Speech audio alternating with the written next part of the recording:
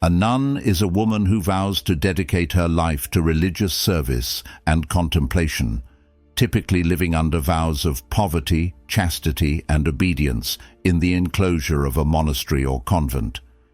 The term is often used interchangeably with religious sisters who do take simple vows, but live an active vocation of prayer and charitable work. In Christianity, nuns are found in the Catholic, Oriental Orthodox, Eastern Orthodox, Lutheran and Anglican, and some Presbyterian traditions, as well as other Christian denominations. In the Buddhist tradition, female monastics are known as bhikkhuni and take several additional vows compared to male monastics, bhikkhus. Nuns are most common in Mahayana Buddhism, but have more recently become more prevalent in other traditions. Distinction between a nun and a religious sister. Although usage has varied throughout church history, typically nun, Latin monialis, is used for women who have taken solemn vows, and sister, Latin soror, is used for women who have taken simple vows, that is, vows other than solemn vows.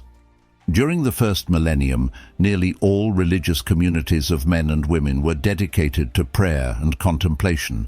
These monasteries were built in remote locations or were separated from the world by means of a precinct wall.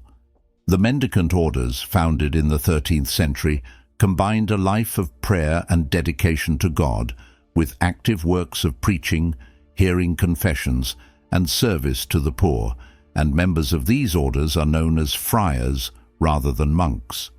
At that time, and into the 17th century, church custom did not allow women to leave the cloister if they had taken religious vows.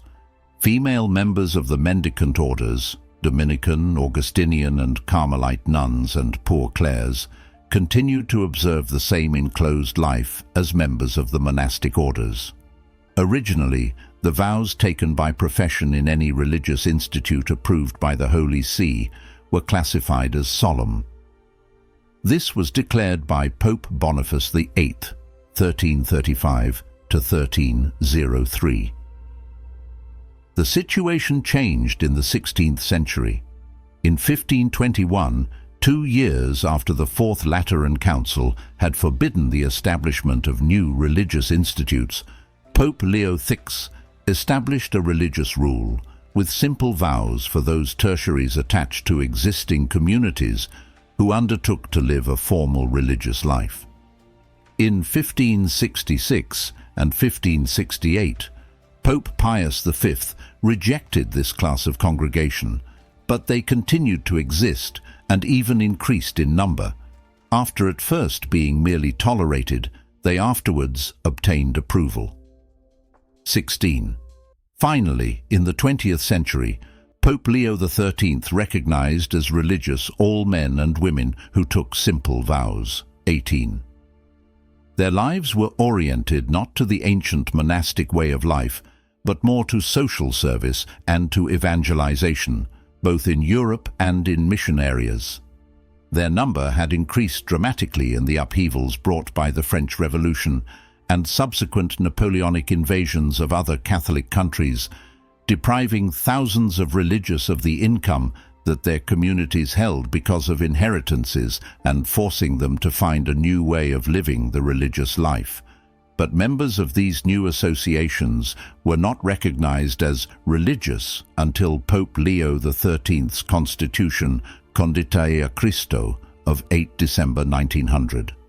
The 1917 Code of Canon Law reserved the term nun, Latin monialis, for religious women who took solemn vows or who, while being allowed in some places to take simple vows, belonged to institutes whose vows were normally solemn. It used the word sister, Latin soror, exclusively for members of institutes for women that it classified as congregations, and for nuns and sisters. Jointly, it used the Latin word religiose, women religious. The same religious order could include both nuns and sisters, if some members took solemn vows and others simple vows. The new legal code of the Catholic Church, which was adopted in 1983, however, remained silent on this matter. Whereas previously the code distinguished between orders and congregations, the code now refers simply to religious institutes. Since the Code of 1983, the Vatican has addressed the renewal of the contemplative life of nuns. It produced the letter Verbi Sponsa in 1999, the Apostolic Constitution Vultum Dei Quaerere in 2016, and the instruction Cor Orans in 2018, which replaced the 1999 document Verbi Sponsa and attempted to bring forward the ideas regarding contemplative life born during the Second Vatican Council. Catholicism. In the Catholic tradition, there are many religious institutes of nuns and sisters, the female equivalent of male monks or friars, each with its own charism or special character. Traditionally, nuns are members of enclosed religious orders and take solemn religious vows, while sisters do not live in the papal enclosure and formerly took vows called simple vows. As monastics, nuns living within an enclosure historically commit to recitation of the full divine office throughout the day in church, usually in a solemn manner. They were formerly distinguished within the monastic community as choir nuns, as opposed to lay sisters who performed upkeep of the monastery or errands outside the cloister. This last task is still often entrusted to women called externs, who live in the monastery but outside the enclosure.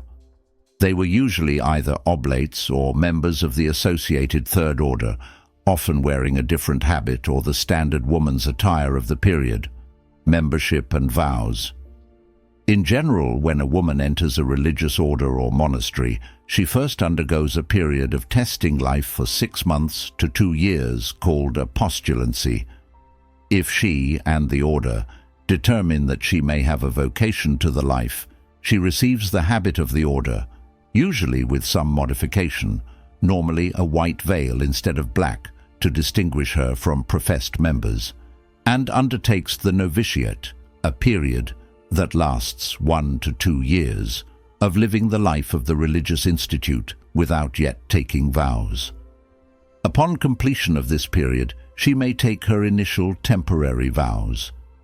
Temporary vows last 1 to 3 years typically, and will be professed for not less than 3 years and not more than 6. Finally, she will petition to make her perpetual profession, taking permanent solemn vows.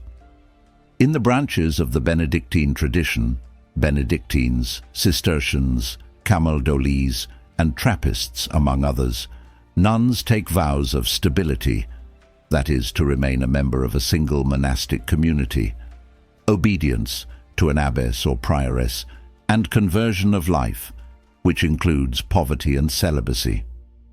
In other traditions, such as the Poor Clares, the Franciscan order, and the Dominican nuns, they take the threefold vows of poverty, chastity, and obedience. These are known as the evangelical counsels, as opposed to monastic vows proper. Most orders of nuns not listed here follow one of these two patterns, with some orders taking an additional vow related to the specific work or character of their order, for example, to undertake a certain style of devotion, praying for a specific intention or purpose. Bridgetine Sisters at the March for Life in Washington, D.C., January 2009. Mother Teresa, founder of the Missionaries of Charity Cloistered Nuns, Carmelites for example, observe papal enclosure rules, and their nunneries typically have walls separating the nuns from the outside world. The nuns rarely leave, except for medical necessity or occasionally for purposes related to their contemplative life, though they may receive visitors in specially built parlors, often with either a grill or half wall separating the nuns from visitors. They are usually self-sufficient, earning money by selling jams, candies, or baked goods by mail order, or by making liturgical items, such as vestments, candles, or hosts, to be consecrated at Mass for Holy Communion. They often undertake contemplative ministries, That is, a community of nuns is often associated with prayer for some particular good or supporting the missions of another order by prayer. For instance, the Dominican nuns of Corpus Christi Monastery in the Bronx, New York, pray in support of the priests of the Archdiocese of New York. Yet religious sisters can also perform this form of ministry, e.g., the Mary Knoll Missionary Sisters have small houses of contemplative sisters, some in mission locations, who pray for the work of the priests, brothers, and other sisters of their congregation. And since Vatican II have added retreat work and spiritual guidance to their apostolate, the sister disciples of the Divine Master are also cloistered sisters who receive visitors and pray in support of their sister congregation, the Daughters of St. Paul, in their media ministry. Leadership. A canoness is a nun who corresponds to the male equivalent of canon, usually following the rule of St. Augustine. The origin and rules of monastic life are common to both. As with the canons, differences in the observance of rule gave rise to two types: the canoness regular, taking the traditional religious vows, and the secular canoness, who did not take vows and thus remained free to own property and leave to marry, should they choose. This was primarily a way of leading a pious life for the women of aristocratic families and generally disappeared in the modern age, except for the modern Lutheran convents of Germany. A nun who is elected to head her religious house is termed an abbess if the house is an abbey, a prioress if it is a monastery, or more generically may be referred to as Mother Superior and styled Reverend Mother. The distinction between abbey and monastery has to do with the terms used by a particular order or by the level of independence of the religious house. Technically, a convent is any home of a community of sisters, or indeed of priests and brothers, though this term is rarely used in the United States. The term monastery is often used by the Benedictine family to speak of the buildings, and convent when referring to the community. Neither is gender-specific. Convent is often used of the houses of certain other institutes.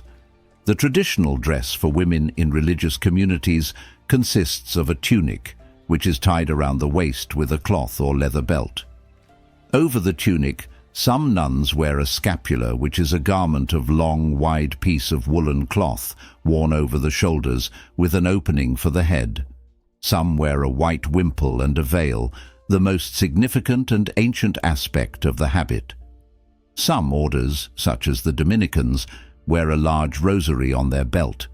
Benedictine abbesses wear a cross or crucifix on a chain around their neck. After the Second Vatican Council, many religious institutes chose in their own regulations to no longer wear the traditional habit and did away with choosing a religious name. Catholic Church canon law states, "Religious are to wear the habit of the institute, made according to the norm of proper law, as a sign of their consecration and as a witness of poverty." In the Eastern Orthodox Church, there is no distinction between a monastery for women and one for men. In Greek, Russian, and other languages of primarily Christian Orthodox nations, both domiciles are called monasteries, and the ascetics who live therein are monastics. In English, however, it is acceptable to use the terms nun and convent for clarity and convenience. The term for an abbess is the feminine form of abbot, hegumen, Greek, igumeni, hegumeni, Serbian, igumanija, igumanija, Russian, igumenia, igumenia. Orthodox monastics do not have distinct orders as in Western Christianity. Orthodox monks and nuns lead identical spiritual lives. There may be slight differences in the way a monastery functions internally, but these are simply differences in style, gacta typica, dependent on the abbess or abbot. The abbess is the spiritual leader of the convent, and her authority is absolute. No priest, bishop, or even patriarch can override an abbess within the walls of her monastery. Abbots and abbesses rank in authority equal to bishops in many ways, and were included in ecumenical councils. Orthodox monasteries are usually associated with a local synod of bishops by jurisdiction, but are otherwise self-governing. Abbacies hear confessions, but do not absolve, and dispense blessings on their charges, though they still require the services of a presbyter, i.e., a priest, to celebrate the divine liturgy and perform other priestly functions, such as the absolution of a penitent. In general, Orthodox monastics have little or no contact with the outside world, especially family. The pious family whose child decides to enter the monastic profession understands that their child will become dead to the world and therefore be unavailable for social visits. There are a number of different levels that the nun passes through in her profession. Main article: Degrees of Eastern Orthodox Monasticism. Novice. When one enters a monastery, the first 3 to 5 years are spent as a novice.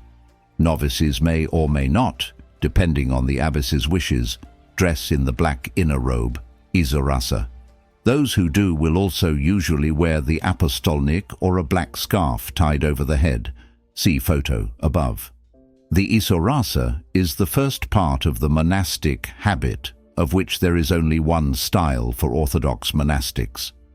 This is true in general. There have been a few slight regional variations over the centuries, but the style always seems to precipitate back to a style common in the 3rd or 4th century. If a novice chooses to leave during the novitiate period, no penalty is incurred. Rasa 4. When the abbess deems the novice ready, the novice is asked to join the monastery. If she accepts, she is tonsured in a formal service during which she is given the outer robe, exorasa, and veil, epanokamelavkion, to wear, and, because she is now dead to the world, receives a new name.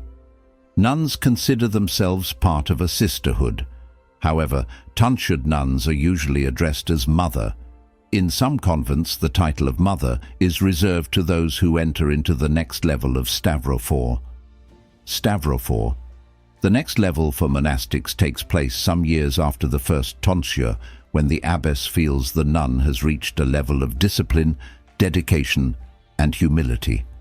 Once again, in a formal service, the nun is elevated to the little schema, which is signified by additions to her habit of certain symbolic articles of clothing. In addition, the abbess increases the nun's prayer rule. She is allowed a stricter personal ascetic practice. Thailand. In Thailand, a country which never had a tradition of fully ordained nuns, bhikkhuni, there developed a separate order of non-ordained female renunciates called Mai Chi. However, some of them have played an important role in Dhamma practitioners' community. There are in Thai forest tradition foremost nuns such as Meiji Khaeo Sianglam, the founder of the nunnery of Ban Huai Sai, who is believed by some to be enlightened, as well as Upasika Ki Nanayon. At the beginning of the 21st century, some Buddhist women in Thailand have started to introduce the Bhikkhuni Sangha in their country as well, even if public acceptance is still lacking. 53. Dhammananda Bhikkhuni. 54. Formerly the successful academic scholar Dr. Chatsuman Kabilsing established a controversial monastery for the training of Buddhist nuns in Thailand. 55. Taiwan. The relatively active roles of Taiwanese nuns were noted by some studies. Researcher Charles Brewer Jones estimates that from 1951 to 1999, when the Buddhist Association of the ROC organized public ordination, female applicants outnumbered males by about 3 to 1. He adds, "All my informants in the areas of Taipei and Sanxia considered nuns at least as respectable as monks, or even more so." In contrast, however, Xiu Quen Tsong found in Taipei County that female clergy were viewed with some suspicion by society. She reports that while outsiders did not necessarily regard their vocation as unworthy of respect, they still tended to view the nuns as social misfits. 56. Wei Yicheng studied the luminary Xiang Guangxiangguang order in southern Taiwan. Cheng reviewed earlier studies which suggest that Taiwan's Jiajiao tradition has a history of more female participation, and that the economic growth and loosening of family restriction have allowed more women to become nuns. Based on studies of the luminary order, Cheng concluded that the monastic order in Taiwan was still young and gave nuns more room for development, and more mobile believers helped the order. 57. Tibet. The August 2007 International Congress on Buddhist Women's Role in the Sangha, with the support of the 14th Dalai Lama, reinstated the Gelongma Dharma-Guptaka Vinaya Bhikkhuni lineage, having been lost in India and Tibet for centuries. Gelongma ordination requires the presence of 10 fully ordained people keeping exactly the same vows. Because 10 nuns are required to ordain a new one, the effort to establish the Dharma-Guptaka Bhikkhu tradition has taken a long time. It is permissible for a Tibetan nun to receive bhikkhuni ordination from another living tradition, e.g., in Vietnam.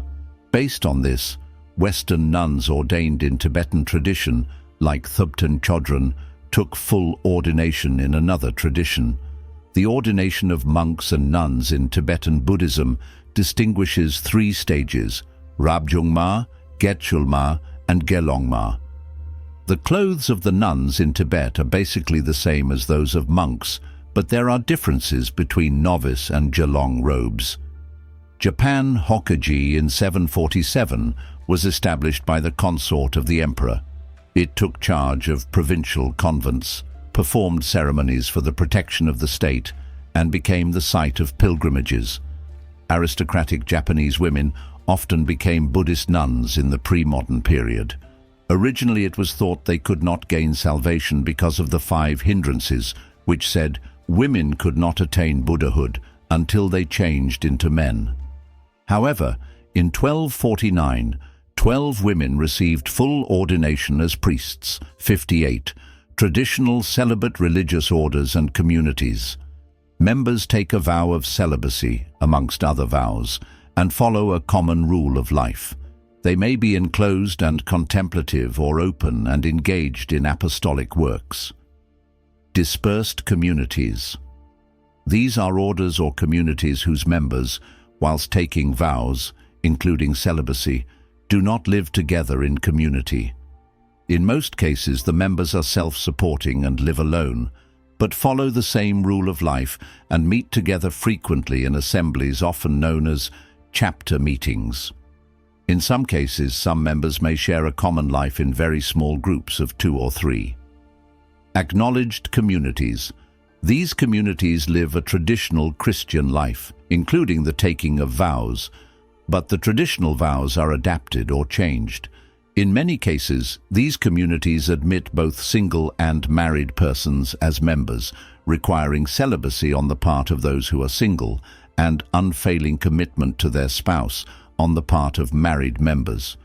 They also amend the vow of poverty, allowing personal possessions, but requiring high standards of tithing to the community and the wider church. These communities often have residential elements, but not full residential community life, as this would be incompatible with some elements of married family life. Other communities. This group contains communities that are ecumenical, including Anglicans, or that belong to non-Anglican churches that have entered.